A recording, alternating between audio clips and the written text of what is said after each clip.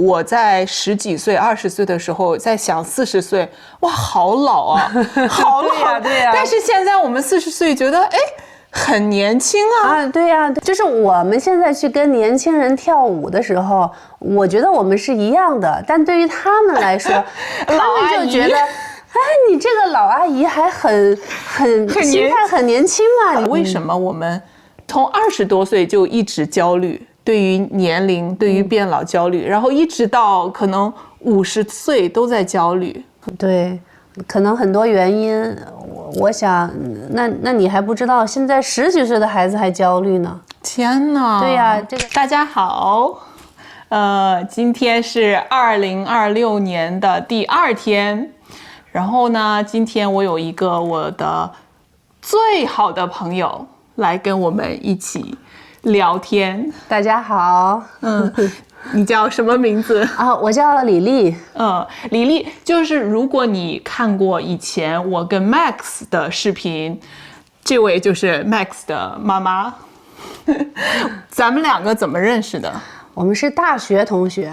大学同学，对。所以咱俩认识多少年了？22年了。22年，没有，这是第23个年头。23年，这是第24个年头，快24年。我这脑子，天哪，23年半，对吧？对，太可怕了，太快了。你会觉得这23年看回去，你什么感觉？很快呀，很快，很快就到了现在。对，所以今天我们就是来聊一聊对时间的这个感觉。因为第一，现在是2026年刚刚开始，这个时候我们常常会去回顾反思过去的一年。还有呢，我们2个就是现在是刚过了40岁出头一点点，所以对时间对年龄也会有一些不同的感觉。那第一个问题，你觉得20岁的时候一年感觉是什么样的？然后现在的话，一年感觉是什么样的？20多岁，时间过得还是慢一点，而且呢，那个时候的生活啊，我觉得很多的色彩、味道、回忆很多回忆就是现在你的生活的很多那种，就是突然有一件事情，一个味道，就会让你瞬间回到20多岁的感觉对吧？比如说，我最近跟朋友出去玩，我们去蹦迪跳舞然后20多岁的回忆，哐就都回来了对，就是20多岁一年，你看回去好像做了很多事情。现在一年，因为我们每天的生活好像都是重复的，都是差不多的，每天上班下班，上班下班，对，就就过去了。对，现在算是中年嘛，中年，我们就是很流行的话说牛马。对，牛马这个是什么意思呢？就是打工人的嘲笑自己的一种方式，对吧？就觉得我们每天很辛苦，好像牛和马一样，都是在工作，在干活，而且是给别人干活。对，我们给别人干活。对，那大学你自己上课嘛，考试嘛，其他的生活都是很自主的。那现在就不太一样。对，这里正好介绍一个中文有一个词叫当牛做马，因为在我们的文化里，牛和马都是为人工作，非常的辛苦，所以如果你很辛苦的为别人做事情，我们说当牛做马。对，现在我们也很流行说我是一个打工的牛马。对，牛马对，现在都是牛马。那现在有没有什么时候会让你突然觉得我好像不年轻了我问这个问题是因为就是我实际的年龄40岁40多岁和我心理上我觉得我这个年龄就是不匹配，我觉得很奇怪，我心里还是觉得我可能是30 35岁左右吧。你心理上觉得你几岁？可能也差不多，对，就是30多岁。那些你说我自己的那些瞬间呢，有时候就是因为我做心理咨询嘛，心理咨询是什么？就是counseling psychotherapy，是吧？就是帮人缓解心理的问题有一些很年轻的来访，他们有时候说一些很流行的话，我不懂我就会突然我觉得我们有一点点代沟了。代沟就是沟就是一个 gap， 对吧？对，代呢就是上一代父母那一代，我们这一代孩子这一代，对，就会突然就会觉得我比他们大很多。对，这个很有趣，因为你觉不觉得像我在10几岁、20岁的时候在想40岁，哇，好老啊，好老，对呀。但是现在我们40岁觉得，很年轻啊！对呀，就是我们现在去跟年轻人跳舞的时候，我觉得我们是一样的，但对于他们来说，他们就觉得，你这个老阿姨还很心态很年轻嘛，你居然跟我们一起玩，对，这种时候也会觉得，原来我年龄是大一些了。还有一个让我觉得我好像不年轻了，主要是父母。对，就是我以前我会觉得60多岁的时候，我的父母看起来还是挺年轻的，然后过了65岁以后，突然他们就是一个老人的样子，那个时候就会让我觉得对，父母年纪大了，那确实也会让我们觉得。对，但是我觉得我父母心态也算年轻的。我妈妈跟人去逛街看到有些衣服了，他们就说：“这个是60、70、70、80的人才穿的。”然后我妈就说：“咱们就是那个年纪了。”所以他们那个年纪也会在心理上觉得自己不是那个年纪，会年轻一点。对。我觉得可能跟我们人类的寿命延长有很大的关系。对，寿命延长，寿命确实变长很多，就是活得越来越长了。对，以前是70多岁死，现在是100岁死。对，所以就是有一本书叫《100岁人生》嘛。就比如说咱们的下一代，他们很有可能是活到100岁的，他们很多人会活到100岁的。所以。过去的人说前半生后半生是30、50、40岁，对吧？那现在如果你活到100岁，那咱们都还没到半生呢，对吧？没到半生。所以我觉得寿命的延长是我们这一代人很幸运的一部分。对。我觉得虽然寿命延长了，但是我们的身体其实还是会有很多变化。你觉得跟20多岁、30多岁的时候比，现在你的身体会告诉你什么时候告诉你说我不年轻了？对，我觉得很大的一个就是晚睡觉会受不了。对你来说晚睡觉是几点？12点就很晚了。天哪，这位同学9点就睡了，太健康了。对，我睡就是但是我不觉得是我们的身体变得不好了。我觉得是我们的规律变了，就是可能跟荷尔蒙有关系。就年轻人他就是可以晚睡，到了中年他就是如果早睡可能好一点。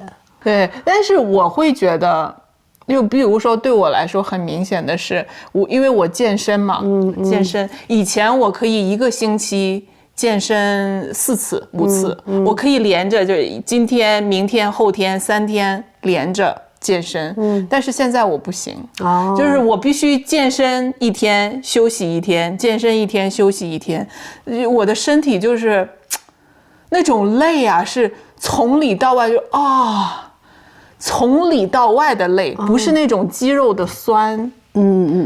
对。所以这个是我会认识到说啊，那你跟我学习早睡吧。因对为我游泳，比如说我现在可以游2000米，我以前游1000米就觉得很累了。早睡这个事情对我来说好难啊。你可以去研究一下，是不是年龄大了早睡会更好。我觉得肯定是更好的，只是就是刷手机这个东西刷手机这个是怎么办呀？是我想留在2025年的坏习惯，我不想带进2026年。2026年，如果你成功了，你告诉我怎么做的。对，太难了。40多岁到了中年的时候，你觉得跟父母的关系有没有什么变化？我很幸运，我跟父母一直都还算不错的关系，除了青春期会看他们不太顺眼。青春期是大概什么时候？青春期就是10几岁嘛，12、13岁到18岁是吧？对。除此以外，关系都不错。我觉得最大的区别可能是，我没有那么想改变我的父母了。我更加的接纳他们，接纳 accept 接纳就是他们是什么样子，他们是什么样子就是什么样子，就是什么样子。所以你30多岁的时候，其实还是想改变他们什么？没有想改变，但是会希望他们不是那个样子，希望他们比如说能对自己好一点啊，对吧？别太操心他们的孩子啊，希望他们更能享受生活呀。因为我们这一代人的父母从小都比较很吃苦生活很多困难。对，以前希望他们就是这样或者那样，现在呢，自己到了这个年龄也当了父母，就觉得 OK， 你愿意怎么样就怎么样。是我现在我觉得其实我叛逆来的比较晚。叛逆就是父母说什么你不听，你不要这样。因为我的父母其实是很想控制我，他们很想告诉我你应该怎么做。所以其实我都是为你好。对，为你好，你应该这样，要不然。所以我其实20多岁、30多岁跟他们就是会常常吵架，常常吵架。现在其实见面的时候也会吵架，因为如果生活的时间比较长了，尤其是我爸会一直说你为什么这样，你为什么不那样，就会受不了。对，但是其实我也是接纳他们更多，我会觉得没有办法改变，他就是这个样子的。对，他成为现在的他是有原因的。对。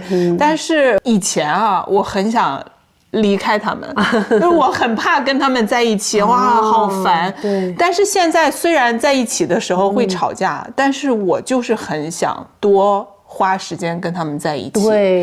对我来说这是一个很大的转变。我就现在很担心他们，所以就很想常常回国去看他们。对，这个就你这样做是对的。这个没有人会遗憾跟家人在一块儿的时间太多。对吧？遗憾就是后悔吧。我现在其实就是真的很后悔，很害怕后悔。害怕后悔，就是怕以后如果他们不在了，我会后悔说因为我们2个都是18岁就离开家了，离开出门离开去北京上大学，然后来加拿大，所以跟父母在一起的时间特别少。对，所以在一块儿就多聊聊天，然后多抱抱他们。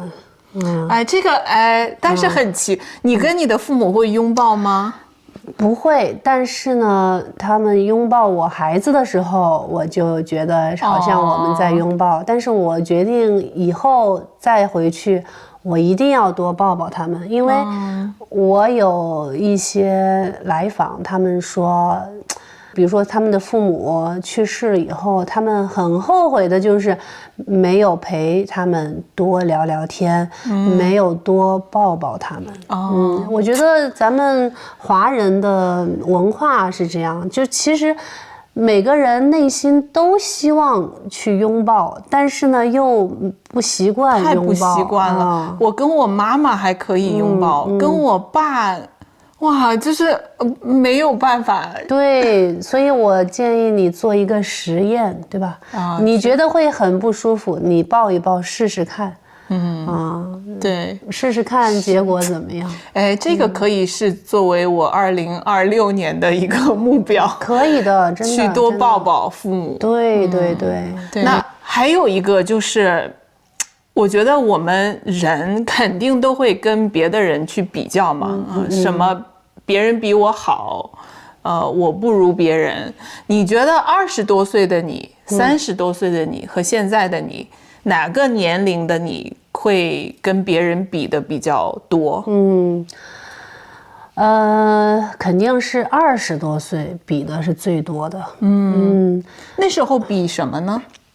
那时候比的可能很多是外貌啊，长相啊，对，读书的时候比成绩呀，比工作哪个工作更漂亮啊，对吧？30多岁可能也是比就是谁已经做到了什么样的成果，都是外在的东西。对，是外面看到的东西。对，20多岁我也是20多岁，更多的是比长相、外貌，或者说，这个人有趣不有趣啊？有趣很重要啊，去了很多地方，他很酷。对，很酷啊。到了40岁啊，我不知道你，反正我比较多的是这个人的心态。心态怎么说？心理状态，就心理的状态，还有这个人的是不是比较平和平静，心里很平静。如果这个人不会因为小事就紧张，或者说不会因为大事来了就很焦虑吗？很崩溃，很焦虑啊，就是完全不知道怎么办了。遇到大事还能够很从容容，就是知道应该做什么，对，知道自己就是我自己。所以呢，我觉得对比就从外在的东西变成了内在的东西就比较这个东西了。对，我觉得我会比较什么？我可能还是对工作啊、对事业这种会有一点，也会还是有一点点，有一点对，可能不是比较，我是会希望自己有更多的一点成就。对，你是还是有事业心的那种，事业心，但是可能也是想赚多点钱吧。那谁不是呢？其实我们40多岁，我自己有一个很大的变化，就是年轻的时候，我不是一个很在乎钱的人我不太喜欢钱，对，不需要那么多钱嘛，你生活可以很开心，但是慢慢到了现在，你会认识到哇。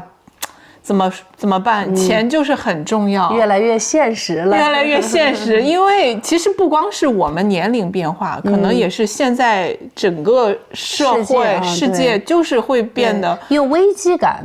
主要以前呢，可能你觉得我钱少一点，我就过得简单一点。但现在这个世界让你觉得你没有钱，可能生存都是问题。对，所以会变得更重视这个钱。对，真的比较重视钱然后说到危机感，中文我们有个词叫中年危机嘛，或者中文我们常常说啊，人在中年的时候，上有老下有小，就压力很大，所以那个时候会有很多焦虑，这个是中年危机。那你会不会有中年危机？我想可能就是主要还是想到，因为我们移民嘛，我觉得另外的一层就是父母都在国内，他们变老了，我有没有这个能力啊，在未来他们很需要我的时候，能够回去照料啊，还能处理好里里外外家庭和养老的不同的责任，这个是最大的一个危机。对，养老这个概念呢，其实加拿大或者说西方的文化跟中国不同啊，我们中国人还是觉得你的父母老了以后，我们孩子应该照顾他们，所以我们要为他们养老。但是可能加拿大人他们就，我老了自己照顾自己就好了。所以这个也是我最焦虑的一点。对，所以这就是一个压力的来源。对，所以就是说大家说的上有老下有小，上面有孩子，上面有父母，下面有孩子，中间你还有自己的工作，对，确实会有一些压力。对，还有一个压力就是感觉没有时间照顾自己。哦，对，因为说到牛马嘛，那都是在为别人服务。我在哪儿？为自己的话，就是挤出来一点点的时间啊，这个很难。我觉得这个其实，因为我们两个很大的不同是，我是单身，我没有结婚，没有孩子，其实我还是有很多时间给自己的，所以我非常的佩服你们这种有家庭、有孩子，而且你有2个孩子，对，所以给自己的时间太少了。对，所以我觉得就是要有一个支持的系统，一个大的一群人吧，来帮助你。你需要一群人来帮助你，你就算一个嘛，对吧？那我还有其他的朋友，你自己是做不成的，肯定是要有很多人。他们说有一句话嘛，一个人你可以跑得很快，一个人走你可以走得很快，一群人走呢才可以走得很长。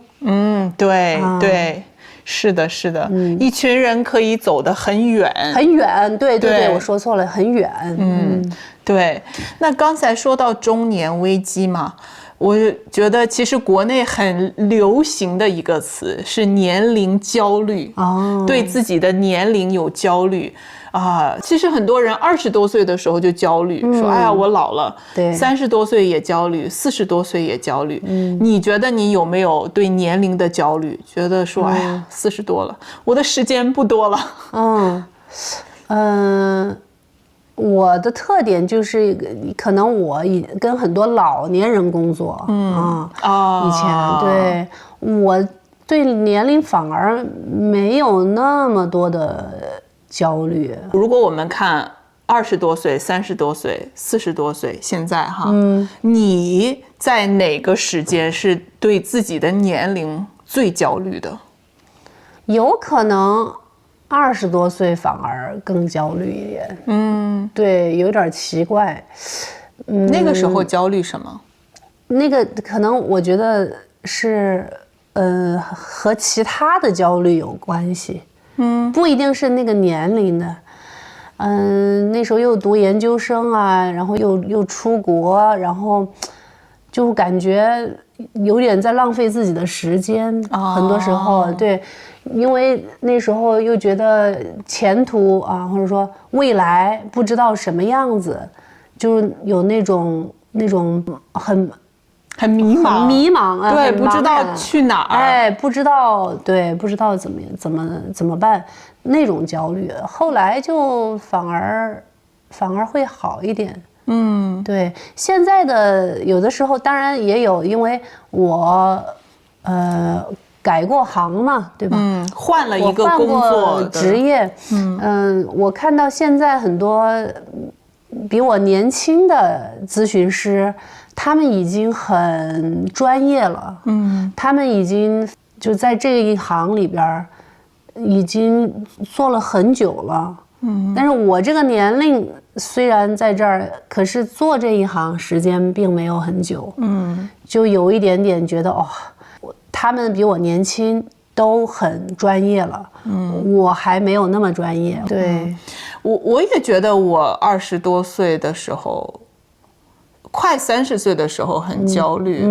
我还记得你以前跟我讲过一个故事，是当时我们上研究生，然后你认识一个韩国还是日本的大叔，好像当时你说啊，你觉得你选错了这个专业，你不应该去读这个研究生。不是韩国，是美国啊。反正有一个大叔，好像他40-50岁，他跟你说 "You're too young to make any mistakes"。对，就是你太年轻了。对，当时我们听了之后，我觉得说好有道理，但是就是不那么觉得。对，现在真的觉得那时候哇，那时候好年轻，你真的可以做任何你想做的事情。对，完全可以犯很多的错也没关系。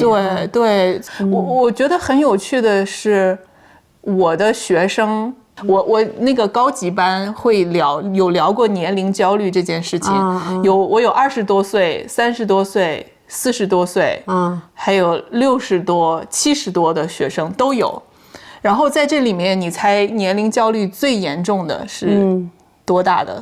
我觉得肯定是年轻一些的，对，20-30岁的人。对，20-30岁的人，就是那70多岁的那个学生，哇，他的心态是最好的，对，非常年轻，对，所以我就觉得很奇怪，为什么我们从20多岁就一直焦虑，对于年龄，对于变老焦虑，然后一直到可能50岁都在焦虑，为什么会这样？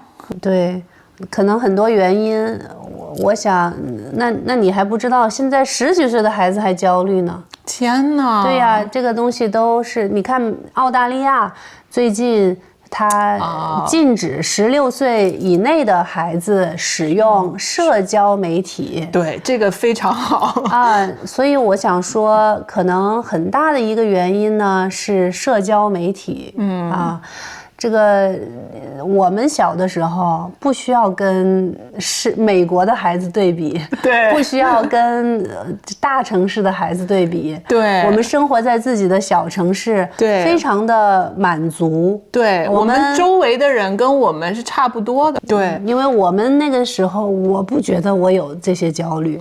对，确实，真的，像我有一个20多岁、28岁、快30岁的学生，我觉得他真的非常的优秀，很厉害，但是在他的眼中，就是还有比他更厉害的人，对，他会害怕有一些目标没有去达到。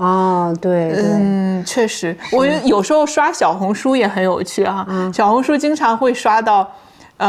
比如说有人问在加拿大，在多伦多，我们1年的收入大概是10万，生活怎么样？下面很多人说才10万，我们1年20万都不够花。有人说我1年40万，什么，然后大家就说哇，在小红书上的人怎么都那么有钱？对，这个都是一些不好的现象。其实，对，社交媒体它。你想那些吹牛的人他才愿意去吹牛嘛，对吧？吹牛是什么？吹牛就是说自己很棒，很厉害，我特别厉害所以呢，20-30岁的人总是拿正常的自己的生活和所有人的高光的时刻去对比，那他永远是没有那么好的一个，对不对？那所以你觉得，现在的你，某些时候你会有一点年龄焦虑的时候，你会用什么方法去缓解这个焦虑，让自己不焦虑？或者你就接受、接纳这个焦虑，都可以去缓解的话，可能还是去做事情吧。比如说我看到一个比我年轻很多的非常优秀的、很专业的咨询师，那我就想 OK， 那我给自己定一个目标吧，我自己去做到什么，我尽量不要跟他比嘛，我比去年的我强一点就好了。对，我其实最近突然看到一个东西，好像对我帮助挺大的。以前我会觉得时间越来越少嘛，很害怕时间特别不够。我是偶然也是刷社交媒体，看到有人说，就是在非洲某一个文化里，他们对时间的概念是没有未来的，他们看不到以后，对他们来说，时间只存在过去和现在，就是他们的概念里没有未来这个东西，所以呢，就是我过了一天，我才有这一天的时间，等于是我自己生产出了这一天，我觉得很有趣。以前会觉得说，如果我可以活到80岁的话，我出生的时候，可能我这个如果有一个时间的存钱罐，那我80年的时间都在这里面，然后我过完一年用一天少一天，对。但是现在他们的那个概念是我用完过完这一天，我才拿到这一天的时间，这一天就放进那个存钱罐里，所以你的时间是越来越多的。所以其实现在很活在当下嘛，很当下。而且我现在以前我会觉得20多岁的人，他们有的时间比我多，对吧？他们还剩60，对。但现在我觉得我的时间比他们多，因为我已经活了这么多，对，会对我有很大帮助。所以我一直觉得变老是一种很幸运的事情。对。其实回到刚才说年龄焦虑的这个问题，我觉得对于我来说还有一个很焦虑的点，就是生孩子这个问题。对。对于女性来说是，我觉得其实我20多岁、30多岁的时候，我从来没觉得说哇，我一定要孩子，但是我也没觉得说我一定不要孩子，我一直觉得说都可以。但是到了40岁，你会觉得说如果我没有孩子，可能我就真的不会有孩子了。那个时候会突然觉得说怎么办？我要做一个决定，那个很焦虑。其实，当然了，你说的有道理，但是我也现在确实看到很多人。你看，最近有个香港的明星，他太太快60了才生2胎。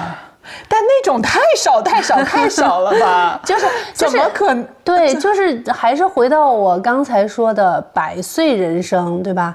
而且你看，当然了，高科技是一方面，或者有的去领养别的小孩子。领养对啊，都是可以的嘛。我一直很想领养一个小孩，但是我现在是听说领养也很难，很麻烦啊。因为比如说中国吧，大家都不生孩子。对，就没有孩子，没有地方领。就如果有一个孩子的话，很多人在排队等着要领养，就也挺难的。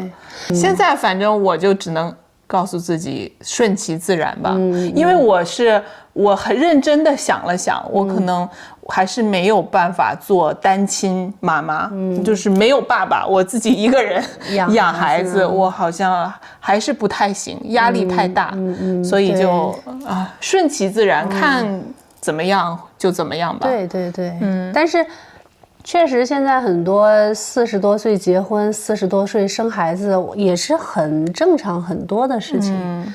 对，所以你顺其自然这样也好。好。那最后，因为现在是2026年的第2天，其实我不是一个很喜欢做这一年总结的人。我2025年怎么样？你是那种喜欢做总结的人吗？2025年我什么做得好，什么做得不好？好像也不太多我不太喜欢，我觉得好像对我来说没什么用但是就是最近我听到一个 podcast， 一个播客，它里面说到一个问题，你可以问自己的一个问题，我觉得非常好。就是在现在的你，你经历了过去这一年经历的事情，你知道了你现在知道的这些事情，你会对12个月前的自己说什么？哦 ，OK， 你会这个问题很好。我可能会跟他说，你坚持运动是很好的，你继续吧。你其他的一些目标呢，尽力就好。对，我觉得人生太多的不确定的东西，对，但是呢，有一些东西是确定的，就是你爱惜身体，锻炼身体，这个是肯定会给你好的结果，其他的很多东西。你特别努力，但是它也不一定有很好的结果。对，我觉得这个是现在的我们跟年轻20多岁、30多岁一个很大的不同。30多岁的时候，我还会给自己目标，然后我很想控制这个目标，说我一定要怎么样。现在就会觉得真的有太多不能控制的事情，对，太多不确定，我不知道会怎么样。对，但是有一些是有确定的嘛，比如说锻炼身体嘛，对吧？对，身体。对，然后多跟朋友相处啊，对吧？你这过去一年，你跟朋友开开心心的时光，你也没有遗憾，对不对？对，朋友其实也很多不确定。也是很多朋友来了又走，来了又走，对就是这个也是这个年龄开始接纳的一点，就是你的朋友不是 forever， 我都会来了又走，因为每个人有自己的人生的路嘛，对吧？对，前几天我还跟另外一个朋友聊天，我们就说到了这个年龄，突然发现朋友确实越来越少了，很多人离开了，或者他去别的地方，或者他有自己的生活。我觉得对我来说，我会对12个月前的自己说，就不要想那么多，就你想做什么就去做因为其实我觉得到现在我回头看过去的40年，我最大的一个问题是我很多恐惧，恐惧就是害怕，害怕我很多时候需要做选择，我会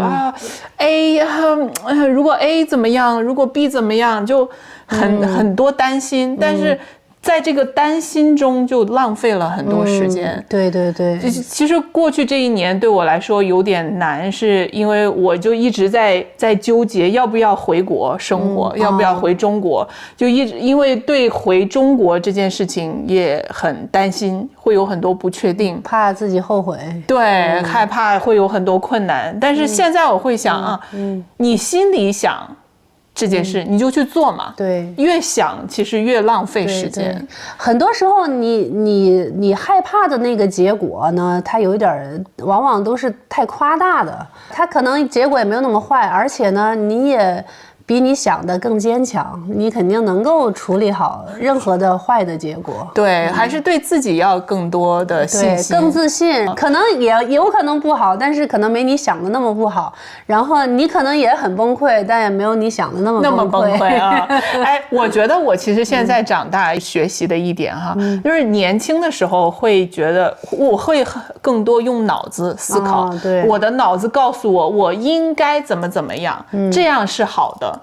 但是其实我很多时候就是忽略了我内心真正想做什么，所以我现在是在练习更多的听我的内心，不要听我的脑子。以前我自己一直告诉自己，我要是 think less, feel more。对啊，我觉得这个是我开始更想变成我自己的样子吧。对，是的。好 ，OK。那我们今天的聊天就到这里。不知道你们对年龄和时间会有什么样的感觉？会不会有焦虑？欢迎你们跟我分享。谢谢大家，谢谢李丽来跟我聊天。那我们下个视频再见，拜拜，拜拜。